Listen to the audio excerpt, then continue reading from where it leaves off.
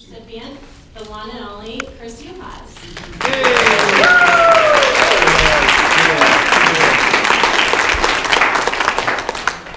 So just to give you a word of context about this award, when my predecessor in this role, Rob Briggs, moved on from this to his next career at the end of 2011, we were trying to think of something we could do that would honor and celebrate Rob and his leadership.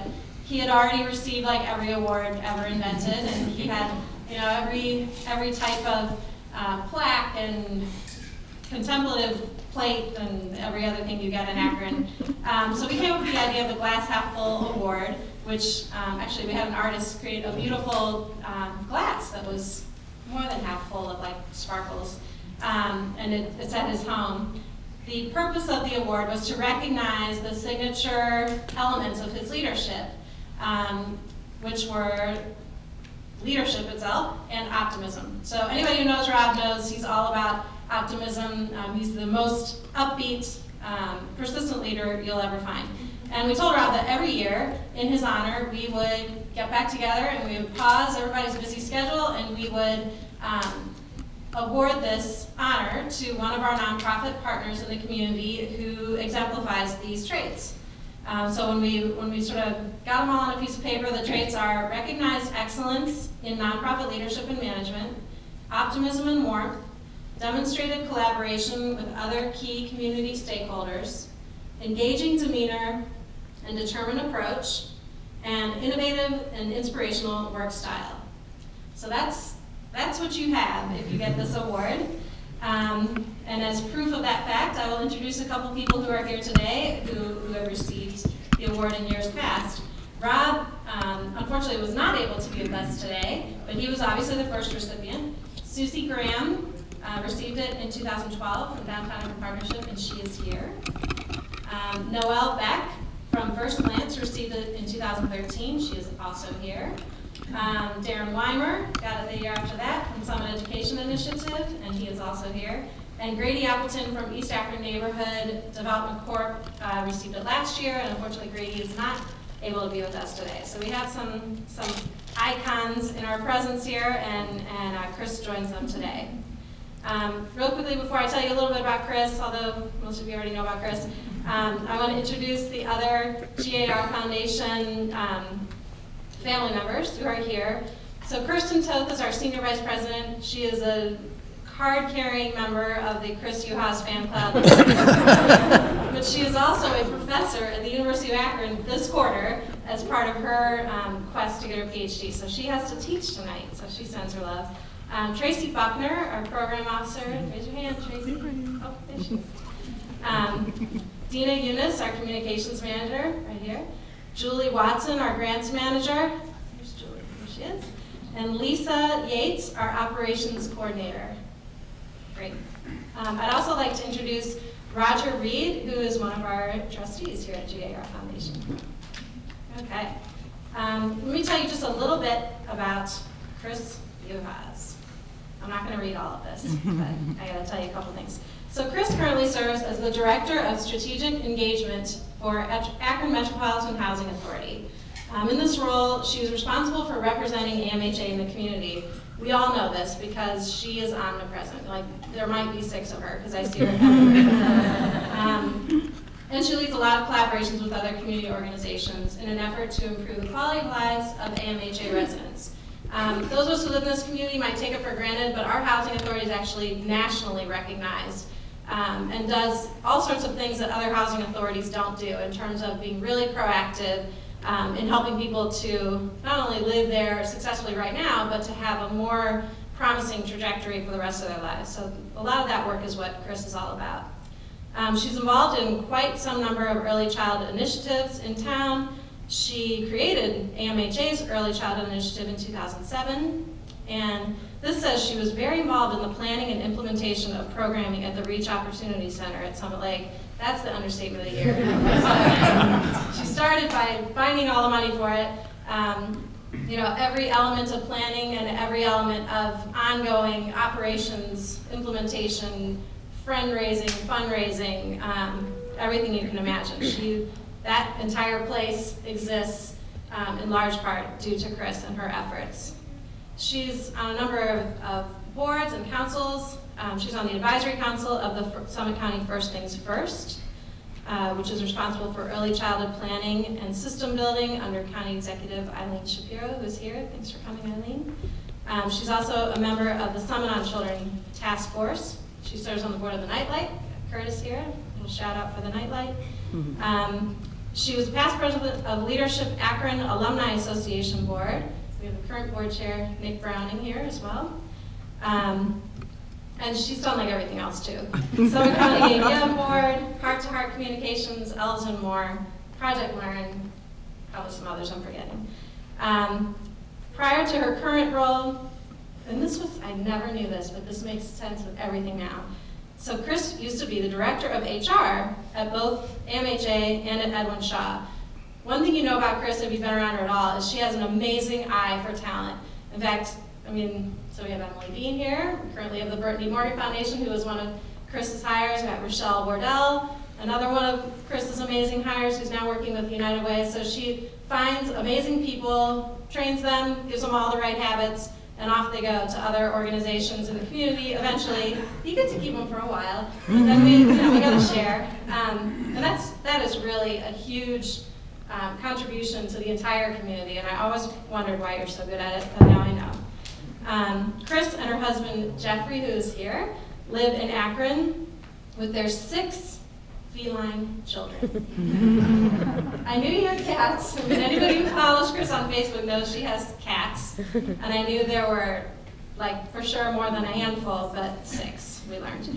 I also have to mention, as one final point, Chris's father, Dick Chenoweth, I'm just going to call him my grand mentor, because my mentor, Rob Briggs, was mentored his entire career by Dick Chenoweth at Buckingham Doolittle and Burroughs Law Firm and at GAR Foundation. Chris's dad was very involved as an executive director and a trustee with GAR Foundation and a distribution committee member. So I had the pleasure of working with her dad at GAR. He was on the distribution committee by this time for a number of years, and he is just a prince of a guy. They do not make them like Dick Chenoweth. So that's her heritage. We should not be surprised by what an amazing person Chris is and by all the contributions she makes in our community. And it gives me so much honor and pleasure to introduce Chris as our winner this year.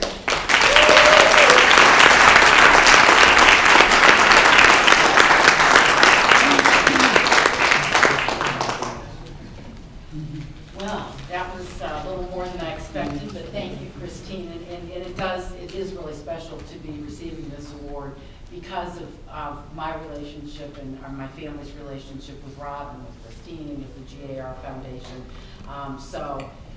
It's exciting. And, I think one of the questions that kept getting asked was, why is my glass half full? Well, I look around this room and everybody here has contributed to that. My family members in particular, my husband Jeff, he has to put up with all this. And are you videotaping this? Uh-huh. Of course. Okay. That's what I do. My sister Jindy and my niece-in-law, or something, Lindsay Smith, and my great nephew, who's like right in front of her. The support I get from them. And my sister did tell me when I talked to her last night that I needed to give her credit for so much of what I do. So I need to do that, and I can say with all honesty, she is one of the most positive people I've ever known. So, Jindy, thank you. Even though you're younger than I am, you taught me a lot. So that's good. I also want to recognize all my colleagues from AMHA who are here. Our executive director, Tony O'Leary, who is an inspiration to all of us every day. And so many others, Christina Hodgkinson, we've got some of the ones that have left me, Rochelle Wardell, Emily Bean, everybody who, like Christine said, comes and works for AMHA and then takes off. And so we've got, but we also have all my baby ducks, and I'm going to tell you about the baby ducks in a little bit. The baby ducks are all over there lined up. So Rochelle used to be a baby duck, but she left me. So anyway, And then there are all my friends from the community, and I'm so excited about that. But I think there are a few people who aren't here who I have to give a whole lot of credit for keeping my glass half full too. A lot of you may have read the interview, and Dina, those were amazing questions. Thank you so much for making me really think about that. But one of the questions was, you know, how my glass was half full. And my grandmother, Virginia Harwick, lost her husband when she was 44 years old. And, you know, rather than being, well, she of course was sad, but rather than just dwelling on that, she found a way to fill her glass back up again, and that was by doing the work of my grandfather by taking control of Harwick Chemical Company, which Roger Reed then went on to lead. And you know, who did that in the 40s? When they were in their 40s, you know, what woman would have done that? So rather than dwelling on the sadness, she found a way to fill her glass back up again. My dad, Dick Chenoweth, as Christine mentioned, is a gem. I don't know what I would do. He gave me life. He gave me so much, and I just, you know, I wish he could be here. You know, he would be so excited to know that I was getting this right because of Rob and Christine and the GAR Foundation. That's always been near and dear to his heart. And then the other two people that aren't here that I really need to recognize that really kept my glass half full are Judy Reed and Russ Pry. Both of them meant so much to me. And you know, I look at Roger and I think he reminds me a lot of my grandmother because he filled his glass back up again too, and I see him carrying on the work that he and Judy were doing. And Roger, you know I love you. And then Eileen Shapiro, thank you for being here, and thank you for carrying on the work, the good work of Russ Pry. You know, I think everybody in this room loved Russ, and I certainly was one of them. So I think one of the other things with keeping your glass half full is the whole idea of embracing diversity. And I look around this room, and there's a lot of diversity here. One of the things that I've kind of made it a point to try and get to know a lot of people that are different from me. And one of the groups that really fascinates me are these millennials. I think they're fascinating. I've learned so much from them, and I've been on quite a few panels talking about the differences in generations and how there are a lot of misconceptions about perceptions and things like that. And I just find it fascinating. So I really go out of my way to try and have breakfast or lunch or cocktails or something with people who are much younger than I am. And it's really funny, and some of you have heard the story before, but you're going to have to listen to it again. The people I refer to as the baby ducks who are over there. It was actually last year when David James gave his State of the Schools address, and we're walking out afterwards, and Kelly, baby duck Kelly over there, we were walking out to the parking lot, and she said, "That was my first baby duck experience." I said, "What is a baby duck experience?" And they all giggled. And they said, these are all our early childhood initiative staff, who are also pretty much mostly millennials. So I said, what is the baby duck experience? And they said, well, we go with you to events, and you walk around, and you walk up to our county executive, and you introduce us, and then you go over and you start heading towards the superintendent, we follow you again. So we're your baby ducks. And you know, what I took out of that, and what I started thinking about is that there's a lot of times that even though I'm really old, I'm the baby duck and they're the mama ducks. You know, they've taught me so much, and I think from a lot of the millennials that I've been working with, I've learned so much from them about life and about, you know, obviously how to start my computer, right, Michelle? How to turn on my phone, and things like that. But anyway, you know, I just think, you know, you have to put yourself in a position where you do learn from people, and also recognize the fact that, you know, people are going to learn from you too. So I thank you all for being my baby ducks, for being my mama ducks, and thank you, Christine. This is just like such a cool award.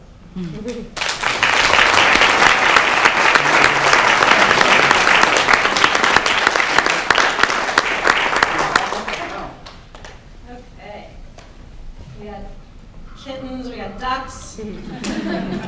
Okay.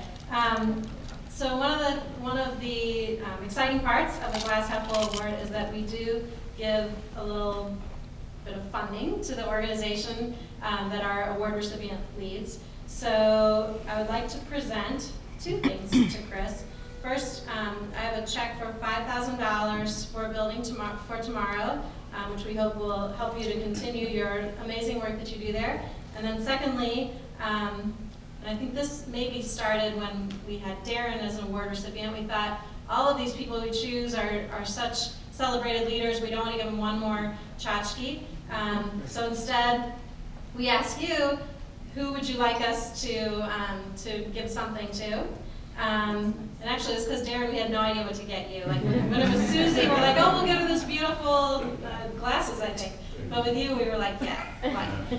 So that started the tradition of directing a small contribution to something that you love. And Chris has chosen for her gift to go to the nightlight. So that enables us to help there too.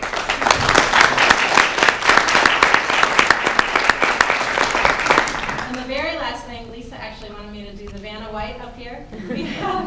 We have this plaque that lives on the wall back there that has the recipients so far. So we've already got your name on here, Christine Yuhasz, and so that will be there for time immemorial.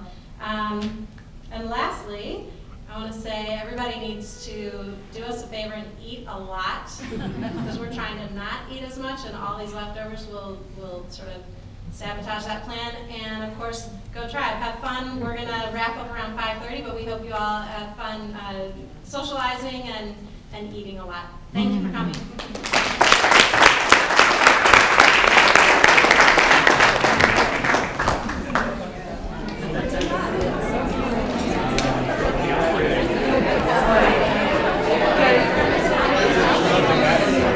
Oh, you're nice. I feel like it. Okay, we're done. But I have something after that.